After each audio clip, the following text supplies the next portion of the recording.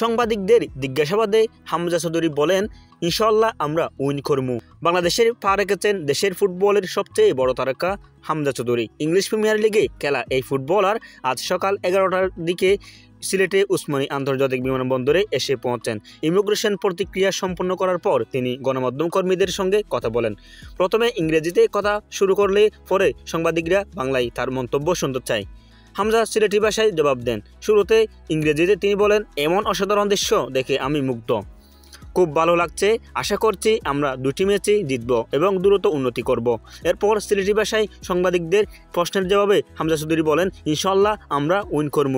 আমাদের বড় স্বপ্ন আছে, আমি কোচ কাবিরের সাথে দেখা করছি, আর ইনশাআল্লাহ আমরা জয়লাভ করব। হামজা চৌধুরী বাংলাদেশে পা রাখার পর তাকে বাহুবে সম্মাননা জানায়। বাংলাদেশ সময় রাত 2টা ম্যানচেস্টার থেকে বাংলাদেশ বিমানে সরাসরি ফ্লাইটে সিলেটের উদ্দেশ্যে রওনা দেন তিনি।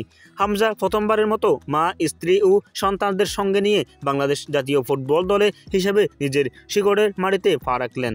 এই ভিডিওটি দেখে আপনার কেমন লাগলো অবশ্যই মতামতগুলো আমাদের কমেন্ট বক্সে জানাবেন, এবং আপনি যদি আমাদের চ্যানেলের প্রথম হয়ে থাকেন অবশ্যই আমাদের চ্যানেলটি সাবস্ক্রাইব করবেন, ফেসবুক পেজটি অবশ্যই ফলো করবেন, লাইক কমেন্ট শেয়ার করবেন। আসসালামু আলাইকুম ওয়া রাহমাতুল্লাহি ওয়া বারাকাতুহু।